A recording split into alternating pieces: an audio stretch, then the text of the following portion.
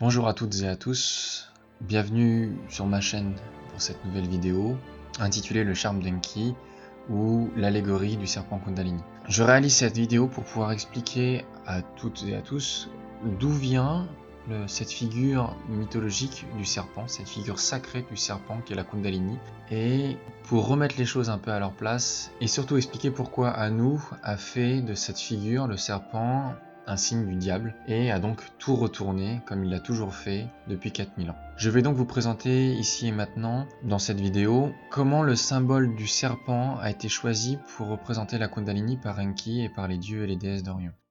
Longtemps avant que la race humaine ne soit créée, les dieux encore peu nombreux sur Terre se trouvaient réunis autour d'un feu de joie, crépitant et flamboyant. Des paniers, encore débordant de fouilles et de vin pour les uns, vides pour les autres, égayaient le sol de couleurs alléchantes et chatoyantes. Les dieux savouraient la fraîcheur du soir, s'extasiaient devant la beauté des étoiles. Repus et heureux, ils se reposaient d'une fête intense et joyeuse donnée en l'honneur d'Enki. Le calme à présent enveloppait les corps, l'esprit se tournait vers l'intérieur, méditatif et profond.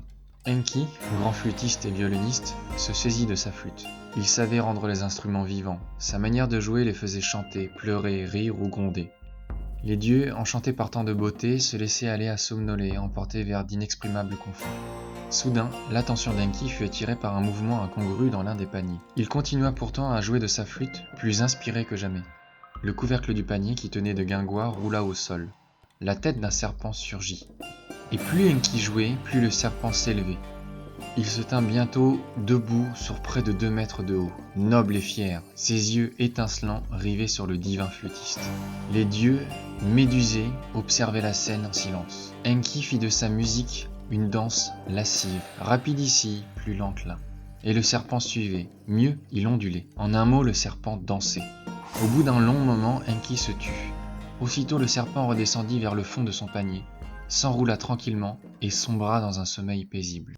« Eh bien, mes amis, s'exclama Enki, nous venons d'assister à l'incarnation de Kundalini sur Terre. Certes, le serpent n'avait-il pas simulé à la perfection la montée de cette énergie si puissante? Ne sommeillait-il pas quand soudain le son vint l'éveiller? Et le flot continu de ses sonorités tantôt graves, tantôt plus aiguës, ne l'avait-elle pas hissé de tout son long vers les cieux? N'avait-il pas entendu l'appel et ondulé son corps souple au rythme des notes et des pauses? C'est ainsi que le serpent, ce soir-là, devint le puissant symbole de vie et de force que fut, qu'est et que sera toujours la Kundalini. Il devint sacré pour Enki et les dieux et les déesses d'Orient. Plus tard, quand la race humaine fut créée, les dieux s'amusaient gentiment devant notre innocence. Nous n'avions certes pas encore cette connaissance intuitive des dons et des éléments. À chaque fois que l'un d'eux nous expliquait Kundalini et nous parlait d'une énergie en sommeil au bas de la colonne vertébrale, toujours nous portions notre regard vers nos organes génitaux comme interloqués. Ah bon? Nous avions là une force particulière? Mais comment cela marchait-il donc? Un jour, témoin de la scène, Enki, tendrement amusé aussi, réunit ses légions et leur dit « Mes enfants, mes amis, parlons à nos enfants humains leur langage terrestre. Parlons de ce qu'ils voient et chaque jour côtoient. Montrons leur Kundalini, tel qu'il y a bien longtemps, les premiers arrivés l'ont vu. Formons des charmeurs de serpents, qu'ils soient initiés. Que leur flûte élève l'animal, qu'il danse et ondule. Que nos enfants comprennent. La colonne vertébrale est vivante, montrons-leur. Que chaque village, chaque cité ait son charmeur de serpent. Que dès l'enfance les humains soient conscients de ce qu'ils portent en eux, ce don précieux et inestimable, la vie. » Ainsi en fut-il fait. Partout les charmeurs de serpents, cobras et couffins sous le bras, arpentaient les routes, et de places de villages en campagne, de cités en montagne, ils enseignaient. Et les humains appréhendèrent ainsi avec aisance tout le sens de la métaphore du serpent. Et c'est ainsi que le serpent devint ce symbole si sacré, si puissant, si important pour Enki, les dieux et les déesses d'Orient. Et c'est pour cette raison que le serpent, dans toutes les traditions antiques, dans toutes les civilisations anciennes, est vu non pas comme un symbole du diable, mais bien au contraire comme un symbole de sagesse, comme un symbole d'initiation et d'élévation de la Kundalini. Les humains apprirent donc que le tout premier à avoir compris ce serpent, à l'avoir hissé en lui jusqu'à des niveaux toujours inégalés aujourd'hui, était leur père et Dieu créateur, Enki. Ainsi, peu à peu, pour les humains de ces temps bénis, Enki devint le grand serpent sacré. Et c'est pour cette raison qu'Enki, Shiva, hérita d'un cobra autour du cou. Ce cobra fut à jamais associé à notre créateur. On le peignit partout, on le sculpta, on le plaça entre les mains des dieux, autour de leur tête, de leur taille, sur leur front. On finit même par créer un dieu serpent, le Naga. Puis on lui donna 7 têtes, comme les 7 chakras. Partout les humains se précipitaient dans les temples. Tous voulaient faire comme Enki, tous voulaient faire monter leur serpent. Enki avait trouvé une nouvelle manière d'enseigner. Plus que jamais, l'invisible s'intégrerait dans l'esprit humain via le tangible, le visible, le concret. Et c'est pour cette raison que les dieux et déesses d'Orient nous ont toujours enseigné par analogie, par allégorie. Ainsi, les allégories, les fresques, la symbolique désormais couvrirait les murs et les sols et les plafonds aussi. Partout, toujours, l'enseignement serait montré et la connaissance offerte à qui souhaitait la recevoir. C'est ainsi que la vie, maître des dieux, maître des hommes, en cette nuit si mémorable, envoya à Enki le plus beau symbole qui soit, figuré par l'un des habitants ancestrales de la Terre. Cet animal pourtant froid, rampant, sans doute repoussant malgré ses handicaps, comprit d'instinct l'impact du son sur le corps, en saisit toute sa puissance. Et, appelé par le son, se dressa, comme la Kundalini se dresse le long de la colonne vertébrale, appelé par le mantra, par les mantras sacrés. Et c'est ainsi que cet animal, le serpent, mima avec une incroyable véracité le plus beau cadeau jamais offert par Enki à l'humanité, la Kundalini, et avec son immortalité. Et c'est pourquoi les serviteurs d'Anu, ici-bas sur Terre, qui sont les pires ennemis des dieux et de l'humanité, pilleurs et usurpateurs sans conscience, ont volontairement détourné tous les symboles des dieux, et ce de maintes façons, à commencer par le symbole du serpent. Pendant des millénaires, symbole de sagesse, devenu en quelques siècles de bourrage de crâne et d'endoctrinement du monothéisme, symbole du diable et du mal. Que ce soit la pyramide, l'œil d'Horus ou encore le symbole de la Kundalini, que vous retrouverez d'ailleurs dans le cycle du dollar, assimilant ainsi le serpent sacré à l'argent, système absolu de domination créé par Anu et ses serviteurs, ils ont tout détourné et retourné afin de duper les vrais chercheurs de vérité.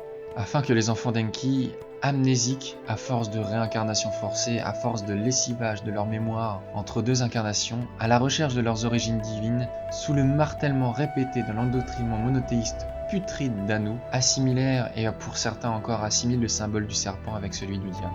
Ainsi le symbole du serpent, exemple ici dans la Genèse, c'est-à-dire du véritable pouvoir spirituel, rimerait immanquablement avec Satan, nom détourné de Satya, l'un des nombreux noms d'Enki. Satan vient du mantra Satanama, le mantra utilisé par le passé pendant des millénaires pour pouvoir éveiller et faire monter la Kundalini. Et c'est ainsi que le symbole du serpent allait rimer avec celui de Satan, adversaire de Dieu, sous-entendu adversaire d'Anu. Puisque c'est bien ce qu'il y a Enki en soi, il est bien l'adversaire d'Anu, l'adversaire de Yahvé, Jéhovah, Allah. Ce pour que l'entreprise de transcendance et d'accomplissement spirituel et avec d'acquisition de pouvoir occulte, passant par l'éveil et l'élévation de la Kundalini, soit vue comme une œuvre du diable. Voyez par vous-même ce qu'il est marqué dans la Bible. Tout contact avec l'occulte, toute quête de transcendance de soi, de développement de ses pouvoirs spirituels est totalement interdit, totalement prohibé. Et pour cause. Imaginez ce qui vous arrive lorsque votre troisième œil est ouvert et que vous pouvez voir l'aura de tout le monde et voir l'aura des âmes qui sont tout sauf sur cette terre pour aider à éveiller, à libérer, à aider l'humanité. Bien au contraire. Ainsi furent torturés et condamnés sur le bûcher de l'Inquisition nombre d'enfants d'Enki. Ceux-là même qui conservaient le savoir occulte des dieux qui étaient parvenus à traverser l'obscurantisme de l'âge de fer d'Anu. N'oublions jamais le mal qui a été fait, ni pardon ni oubli pour les bourreaux de l'humanité qui ont séparé les enfants d'Enki de leur père. Ni pardon ni oubli, ainsi s'expriment les dieux. L'heure est maintenant venue de remettre les pendules à l'heure, afin que l'héritage légitime des dieux et d'Enki leur soit enfin rendu.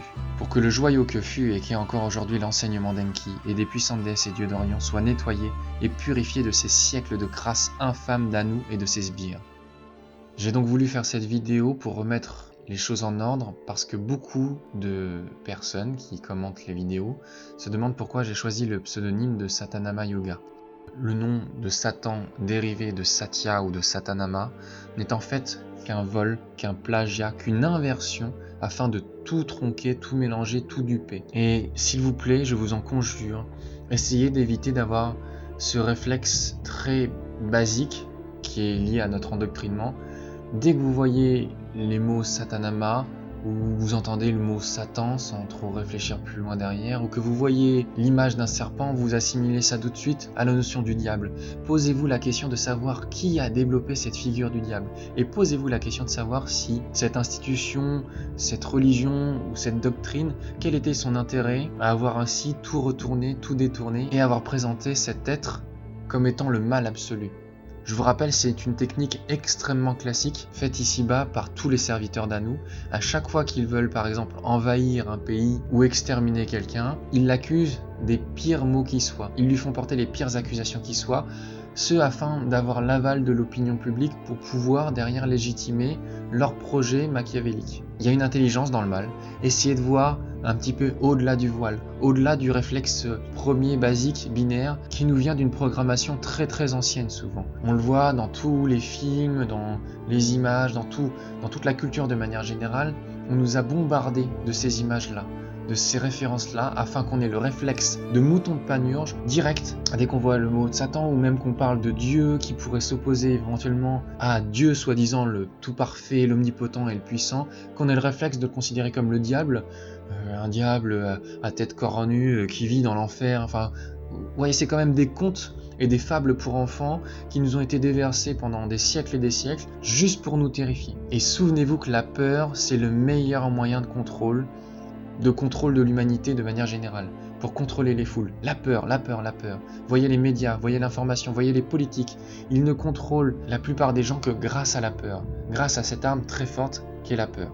Voyez au-delà de tout ça. Je réaliserai bientôt une nouvelle vidéo, une prochaine vidéo, où je démontrerai point par point tous les symboles qui ont été repris par Anu et par ses serviteurs, tous les symboles qui étaient des symboles d'Enki, des déesses et des dieux d'Orion, qui ont été repris et retournés afin qu'on soit totalement perdu quand on se trouve nez à nez avec ces symboles, et que pire, tous ces symboles soient assimilés à une énergie extrêmement basse, extrêmement crasse, extrêmement négative, afin de souiller ces énergies autrefois puissantes, bienveillantes et positives.